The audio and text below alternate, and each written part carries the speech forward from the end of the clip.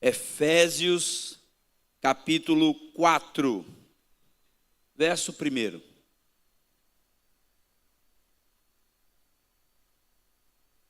Diz assim então a palavra do Senhor: como prisioneiro no Senhor, rogo-lhes que vivam de maneira digna da vocação que receberam.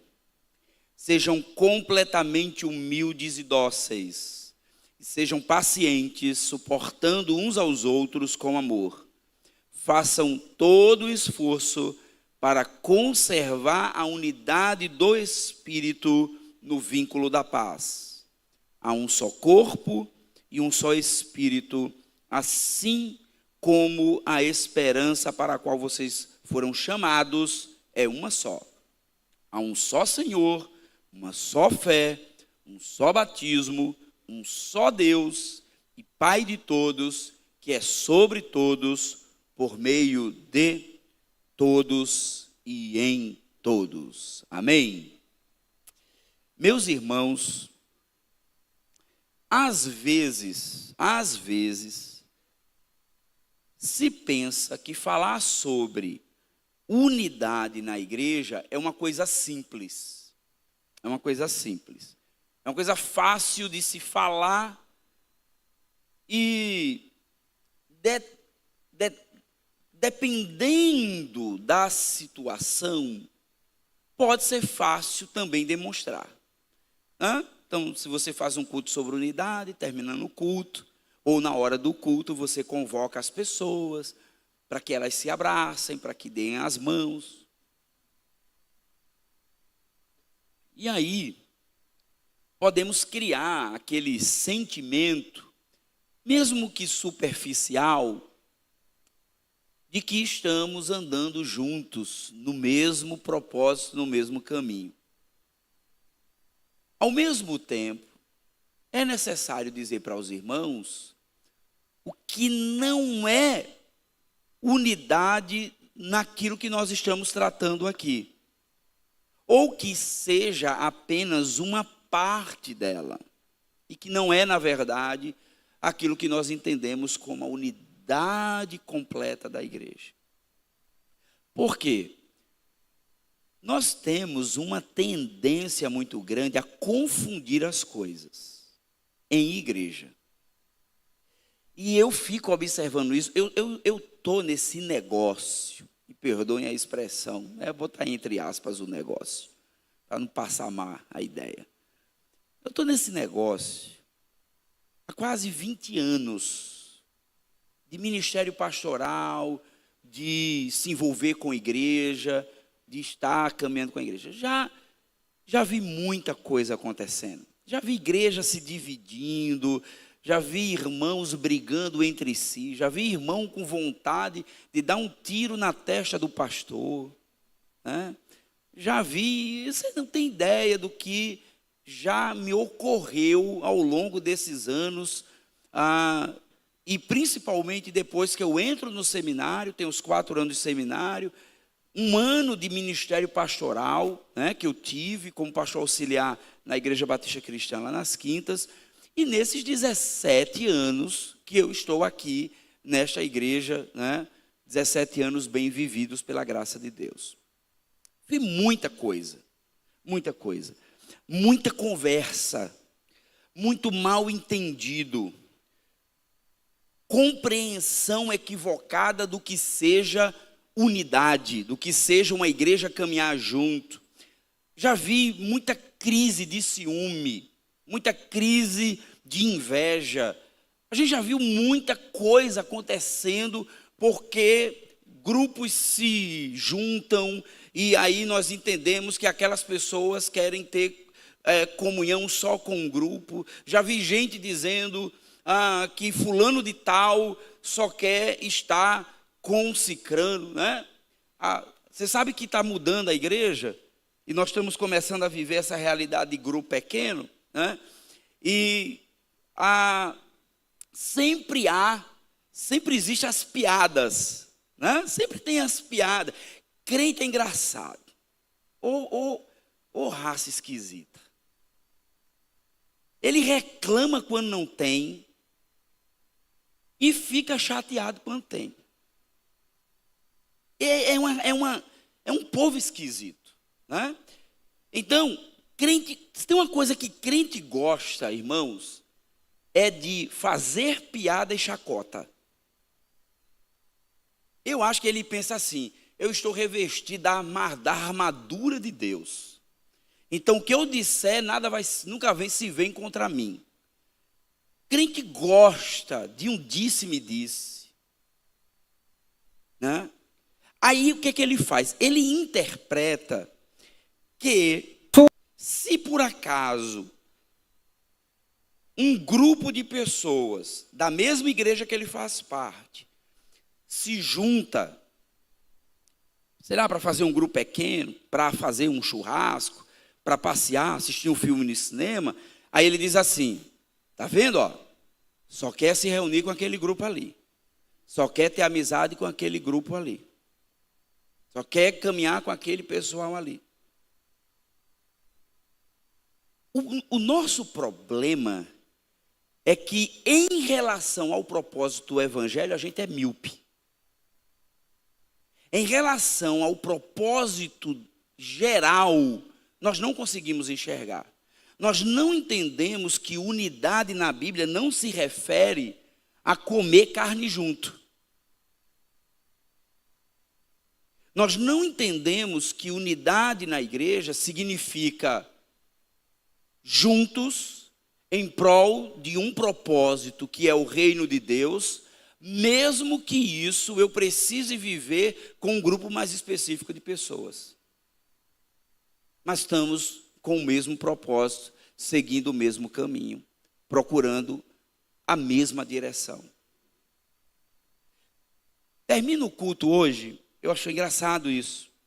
A igreja está crescendo, termina o culto, e eu estou incomodado com uma coisa que algum tempo atrás não me incomodava tanto, que é o fato de que termina o culto e eu não consigo falar com todo mundo. Eu não consigo. Aí fica aquela sensação de que você não foi legal com as pessoas, porque você não consegue falar com todo mundo, né? Se terminar um culto eu conseguir falar com 10 pessoas, às vezes eu vou ali para a porta, é para ver se eu aperto a mão do máximo de pessoas que eu posso, para ver porque se eu ficar aqui, aí é que eu não vejo ninguém mesmo, né? Que eu não consigo falar com todo mundo. Nem todo mundo fica para a cantina, as pessoas vão para casa.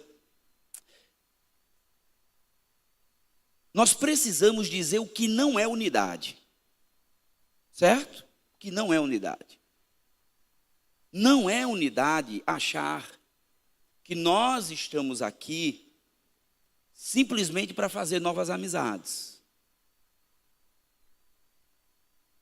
Nós partimos do princípio de que nós somos chamados para fazer parte da família de Deus, para fazer parte do reino de Deus, e pela graça dele, ele nos dá novos amigos. Nós estamos aqui pela e para a missão. E essa missão é feita e vivida em unidade, num corpo. Nesse corpo, nós aprendemos a ter mais intimidade com as pessoas. Nós, inclusive, escolhemos qual grupo de afinidade que nós nos encaixamos melhor. Não tem para onde correr. E a impressão que eu tenho é que isso acontece, essa má impressão acontece por falta de uma leitura mais crítica da Bíblia. Porque se você pega o grupo que Jesus escolheu para ser seus discípulos, seus apóstolos, gente, é um negócio muito esquisito. É um negócio esquisito. Toda vez que eu quero ter uma crise por causa de falta de unidade na igreja, em razão do propósito maior que é a proclamação do reino de Deus, aí eu vou para os evangelhos para ver como é que era a relação de Jesus com os apóstolos. E, gente, é muito interessante como é parecido com aquilo que nós vivemos hoje. Eram 12. Não era uma igreja de 120, 130 pessoas. Não é, era um grupo específico que caminhava com ele, andava com ele. Só que tem um problema. Desses 12, tinham 2 que eram muito mais chegados a Jesus do que o resto. Que os 10. Dos 12, tinha pelo menos 2 que achavam que tinham o direito de fazer parte do staff de Jesus.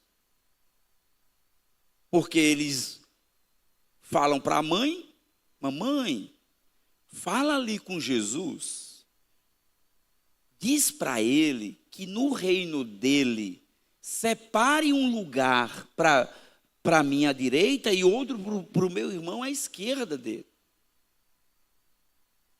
E ela fala isso na frente dos outros. Causa maior confusão, porque eles ficam com raiva. Você percebe? No grupo de Jesus havia essa relação tensa,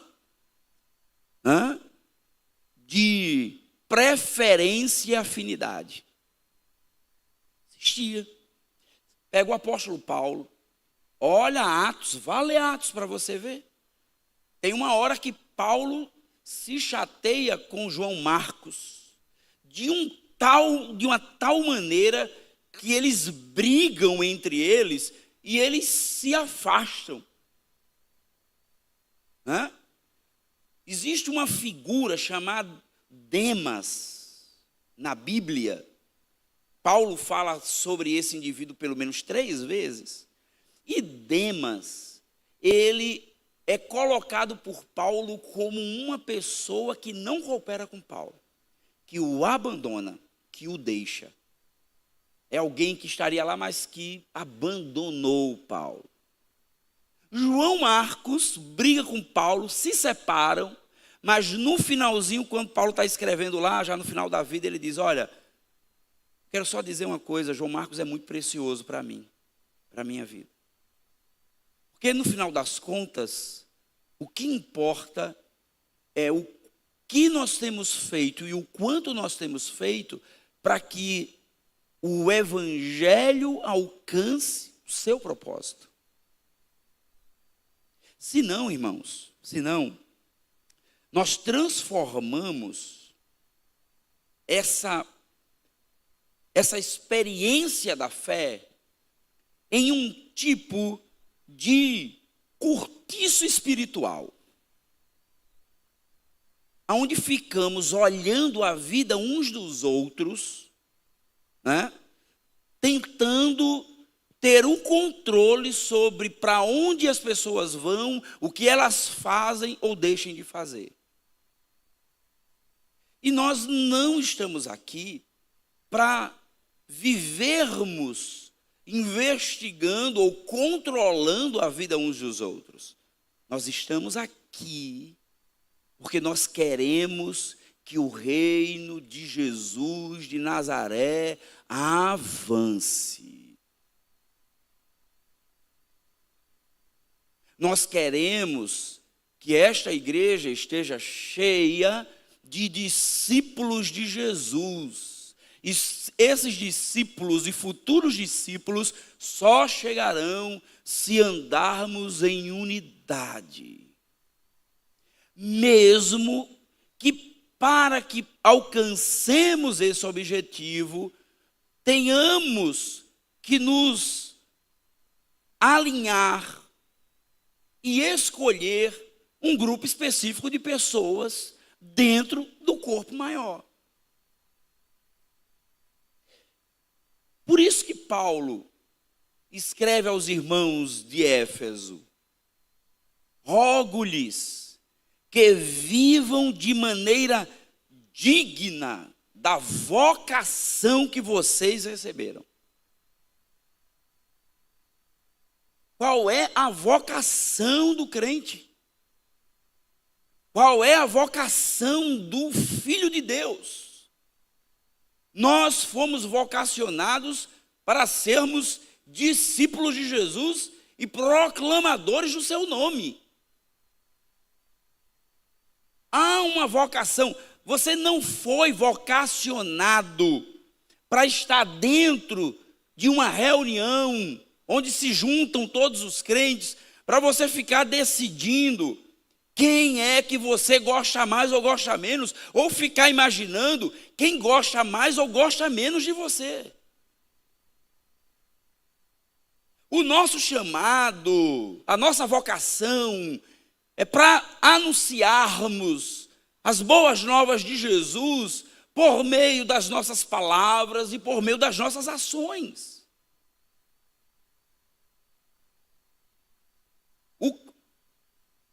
A marca distintiva de uma igreja é a sua capacidade de ser uma testemunha de Jesus, mesmo que ela faça isso fracionada durante a semana.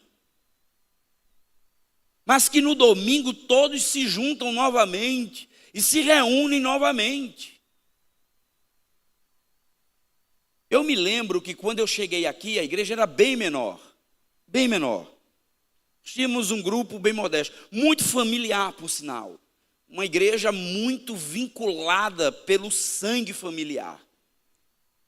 E aí eu me lembro que a minha vida toda foi numa igreja só, lá nas Quintas. 20 anos da minha vida na mesma igreja. E aí eu venho para cá, assumi essa igreja. Não conhecia ninguém, não tinha intimidade com ninguém. Não sabia como eram as pessoas, como elas pensavam. E aí eu me lembro que na tentativa, né, de criar novas amizades, de estabelecer uma relação com os irmãos, aí você sabe, né? Pastor, vai tomar um cafezinho lá em casa. Pastor, vai lá em casa. E aí você tem algum ou outro que você começa a ter mais proximidade. E você começa a frequentar mais a casa, ir mais na casa do irmão, né, participar mais da vida dele. Você vai gerando uma amizade. E foi muito engraçado, porque nesse período, isso não acontece hoje. Isso não acontece hoje. Mas naquela época, eu me lembro que eu tive que administrar na igreja uma crise de ciúme. Eu digo, meu Deus do céu, que diacho eu sou para alguém estar querendo que eu vá para a casa dele. A estratégia que eu encontrei mais para frente foi, ao invés de ir na casa dos outros, convidar o povo para ir na minha casa. Não sei se melhorou ou piorou. Né? Não sei se piorou ou melhorou. Vamos para a minha casa, comer lá na minha casa. Vamos nos reunir lá na minha casa. Por quê? Porque parece que nós nos apegamos muito a essas coisinhas pequenas e nos esquecemos o real motivo e a real razão de estarmos aqui.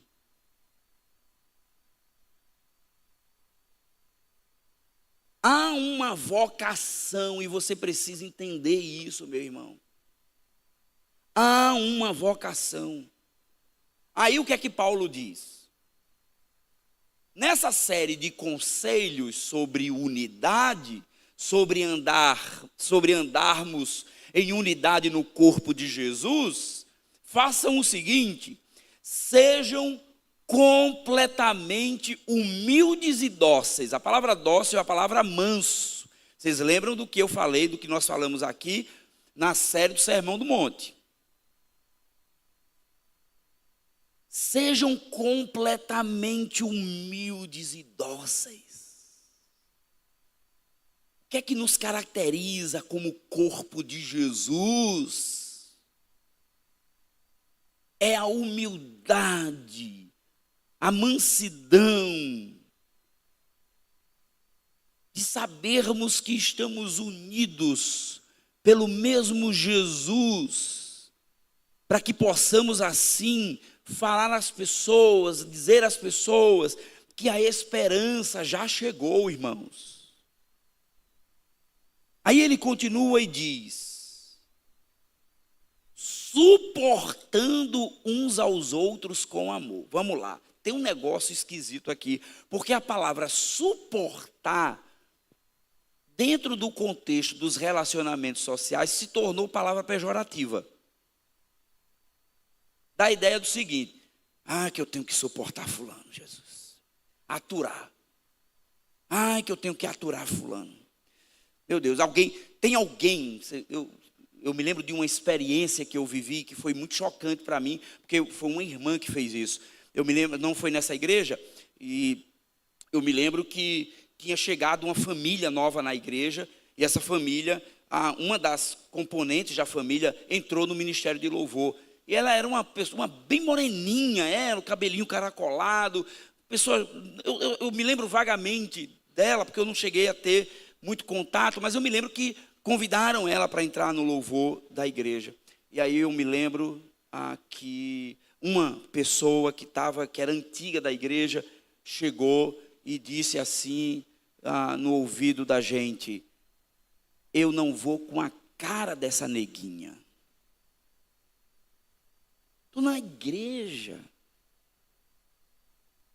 Estou na igreja.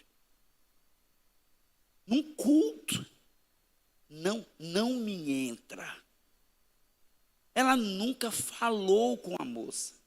Ela nunca sentou com ela. Ela nunca teve um momento com ela. Mas foi a impressão que ela teve. Você já imaginou quantas pessoas não são assim nas nossas igrejas? Quantas pessoas dizem que não conseguem digerir a outra, sem sequer ter sentado para conversar? Já pensou, irmãos?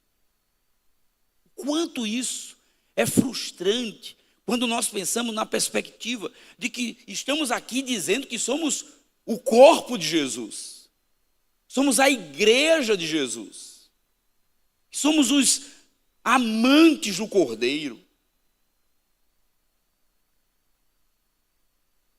Sejam dóceis e sejam pacientes, suportando uns aos outros com amor. Irmãos, paciência. Paciência com quem é diferente.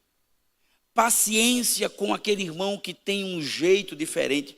Sabe, Deus sabe todas as coisas. Deus sabe todas as coisas mesmo. Porque Deus sabe quem eu sou. Eu sou uma pessoa extremamente introspectiva. Eu não sou de chegar fazendo amizade, estardalhaço, né? Com quem eu já conheço, eu desenvolvo uma amizade, converso, brinco. Mas com quem eu não conheço, não tenho muita intimidade, eu sou meio lento até conseguir me aproximar. Vocês vão perceber isso, principalmente os novos que estão chegando, né? Então eu sou meio tímido para chegar já chegando, né? Mas eu sei que tem irmãos que são diferentes. São mais espontâneos, né? Gostam já de fazer novas amizades, gostam de chegar. Você tem uma diversidade dentro do corpo muito interessante. E essa diversidade, às vezes, o que é que acontece? Eu não consigo ter estrutura na minha cabeça, na minha mente, para entender que esse outro diferente de mim faz parte do mesmo corpo. E que Deus o colocou ali para juntos sermos cooperadores da sua obra. Deus não colocou ele ali para que você tenha que aturar ele. Deus o colocou ali para que você esteja de pé, erguido, para caminhar e segurar, inclusive, esse irmão nas suas deficiências. Se ele tiver, e olhe lá se a deficiência não é a sua. Se não é você que é o deficiente no sentido, ou deficitário de amor, de generosidade, que lhe falte graça, que lhe falte paciência, Hã? Porque me parece que, e nós gostamos disso, né? Nós gostamos de dizer, eu sou assim mesmo. Quem quiser que me ature, quem quiser que me aguente, rogo-lhes que vivam de maneira digna da vocação que receberam, sejam completamente humildes e mansos e dóceis, e sejam pacientes,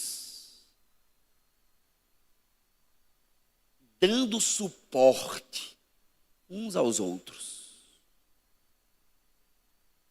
Caminhe com seu irmão, o ajude na caminhada, o ajude no processo, o ajude a amadurecer, amadureça com ele, aprenda com ele.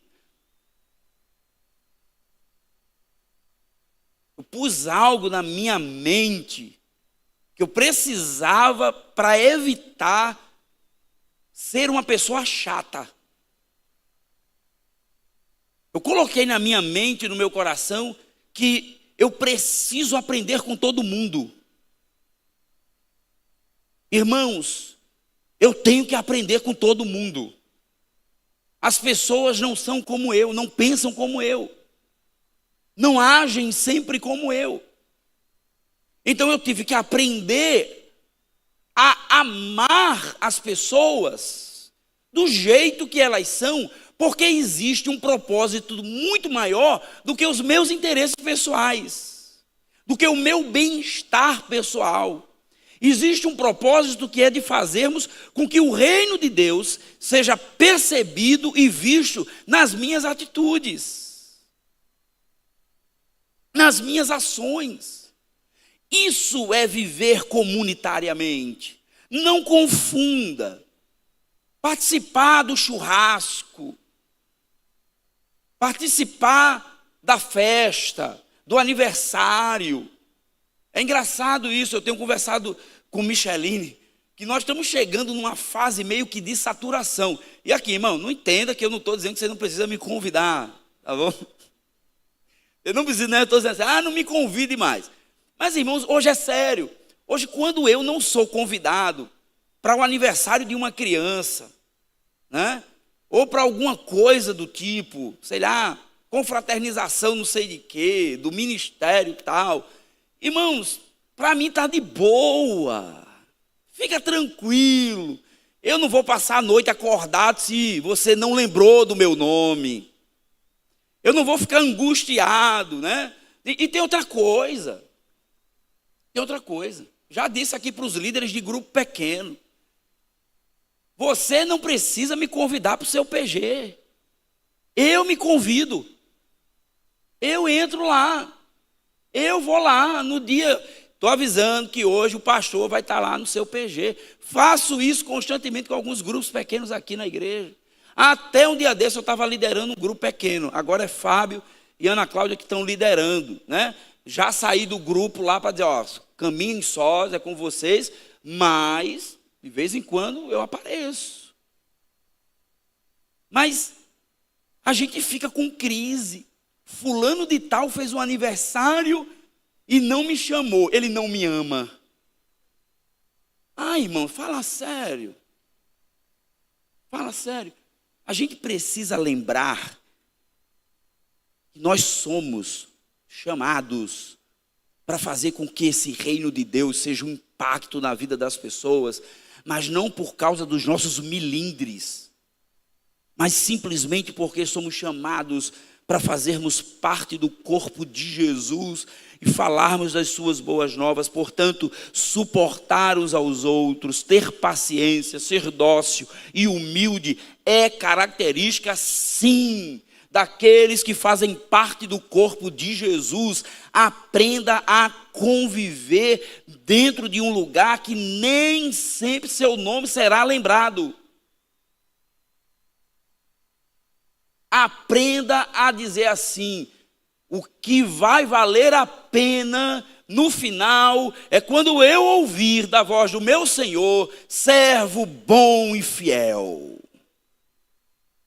Servo bom e fiel. porque tem muita gente simpática, gente boa, sorriso aberto, mas que não ama a Jesus. Não ama a Jesus.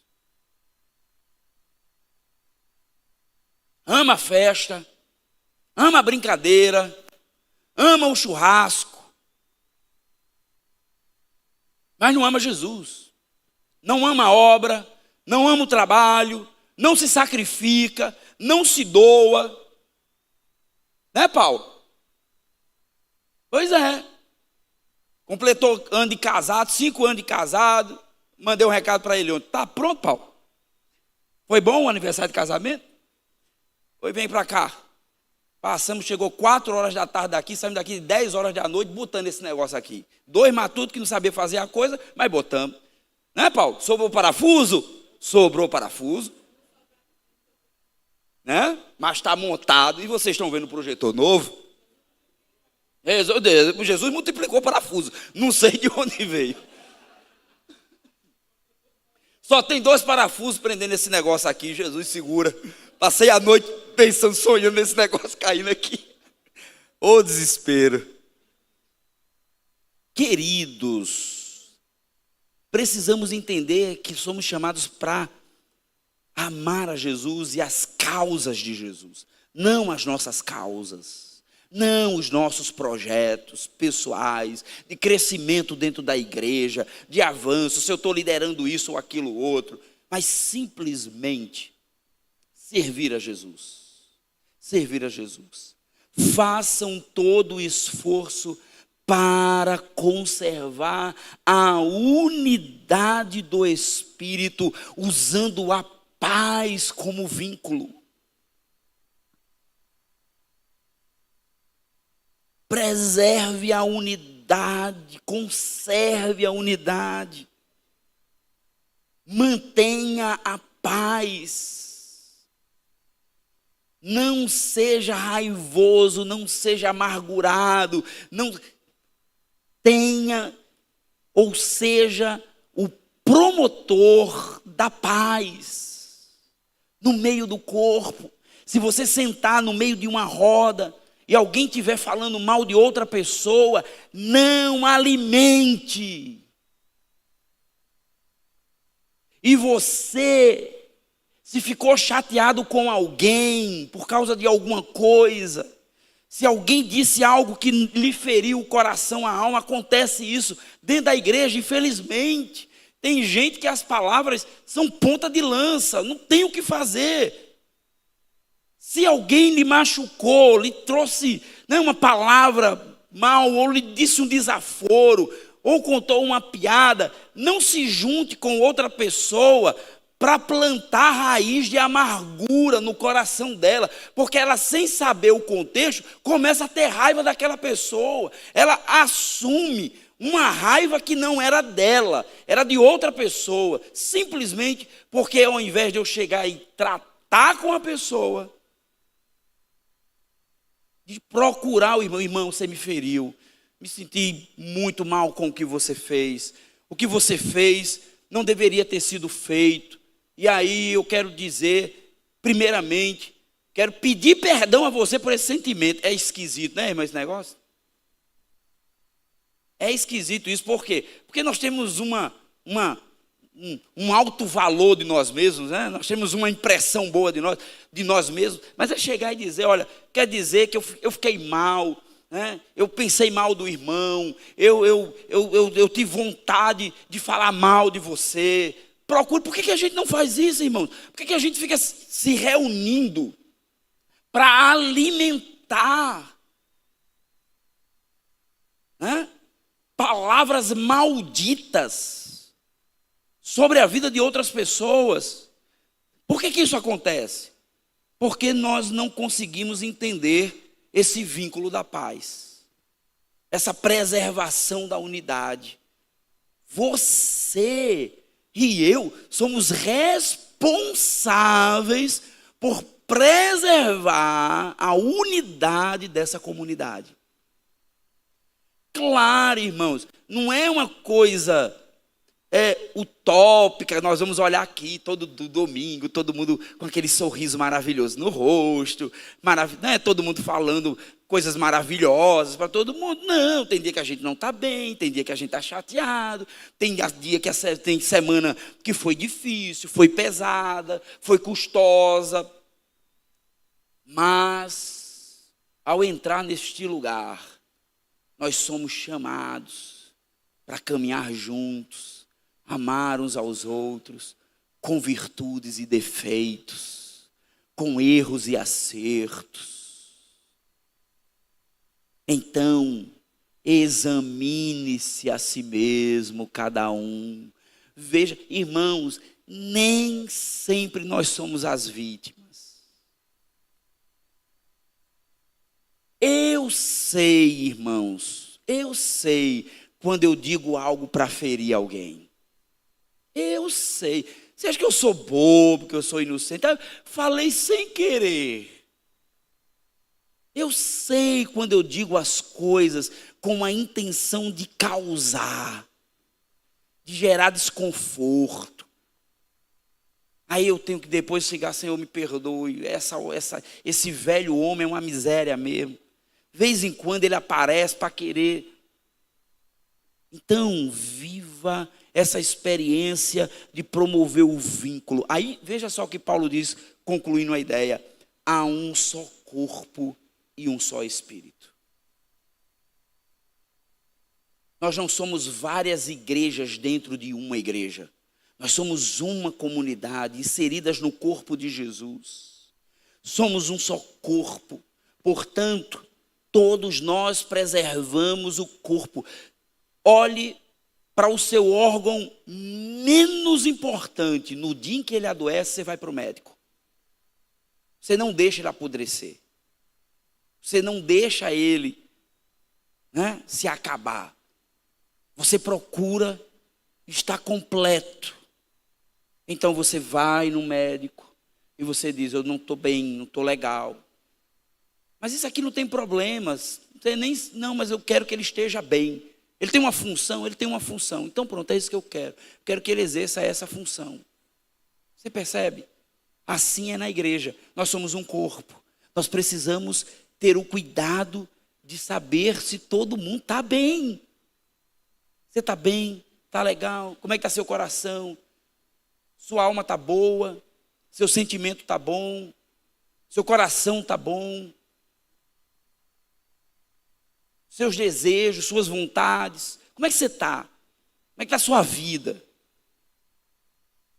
Há um só corpo, um só espírito. Assim como a esperança para a qual vocês foram chamados é uma só. Uma única esperança. Uma única esperança.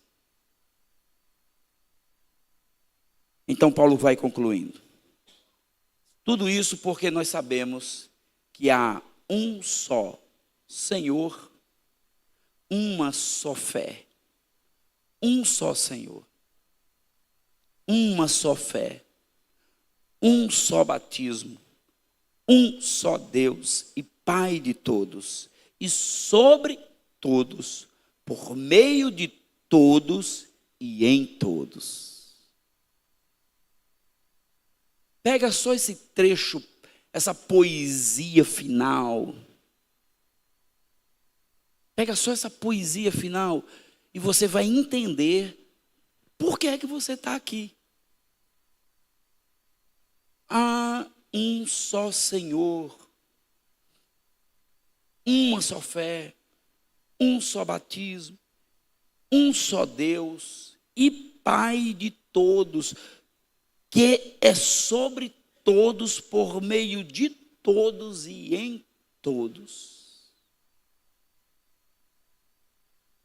Eu me lembro que uma vez eu estava num evento e o pastor Russell Shedd era o preletor.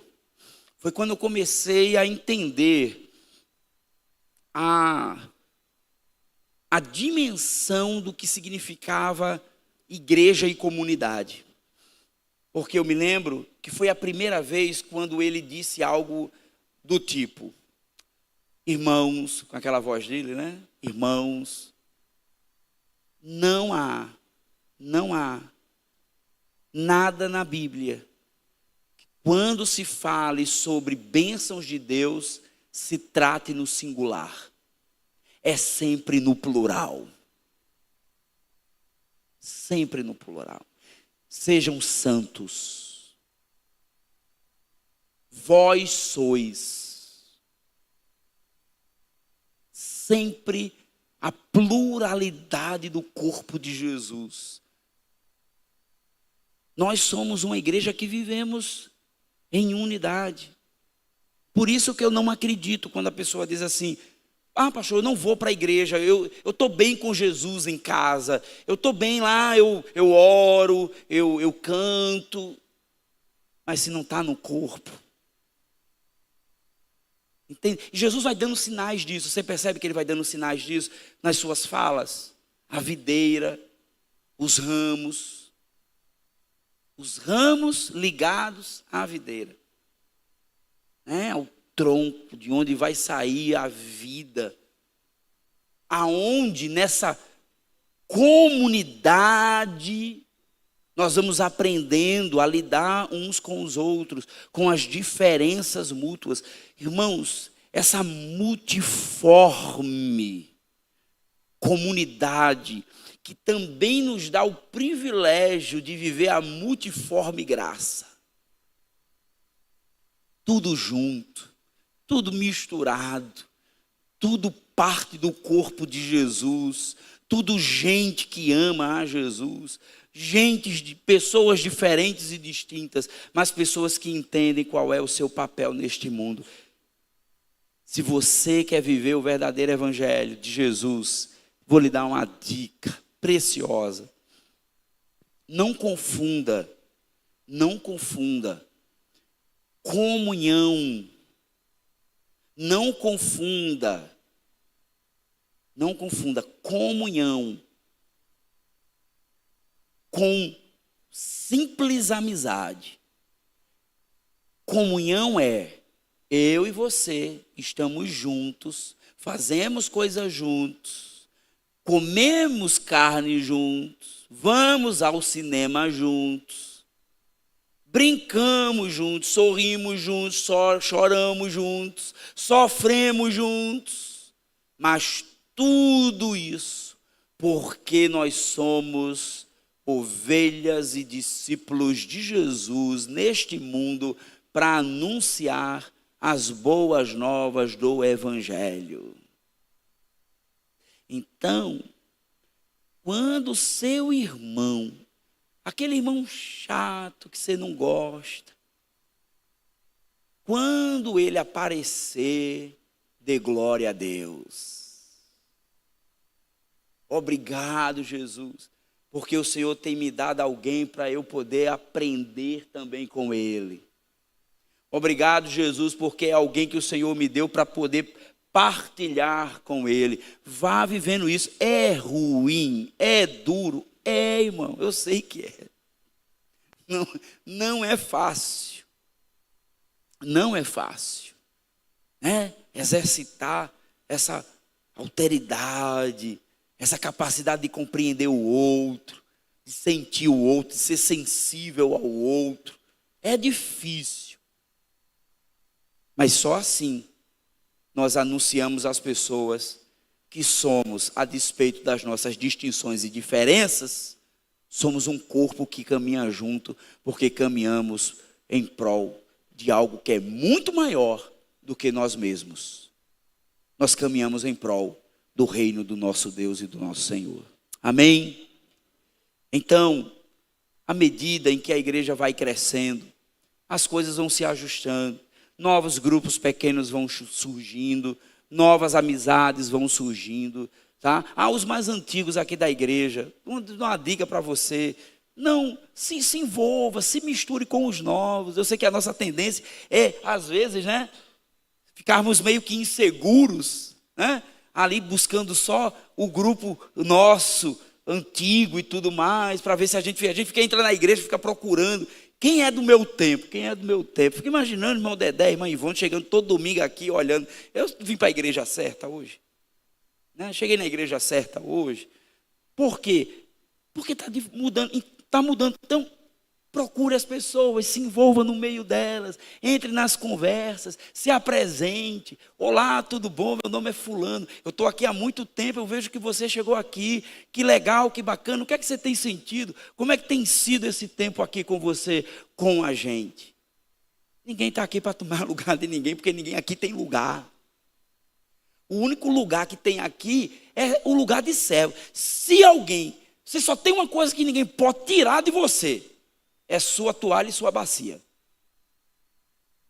Pode tirar seu cargo, pode tirar o que tiver, mas não pode tirar de você a toalha e a bacia. Porque nós estamos aqui, eu acho que esse é o maior cargo que tem nessa igreja, é de servo. Servir, servir e servir. Então, sirva com alegria, tenha prazer nisso.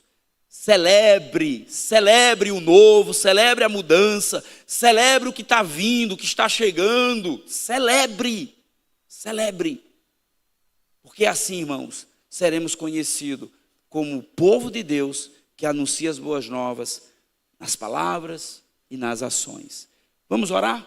Pedir ao nosso Deus que nos ajude a encontrarmos nele esse porto seguro, para que assim possamos, aprendendo a lidar com as distinções uns dos outros, sermos um povo que anuncia as boas novas do Evangelho de Jesus. Amém?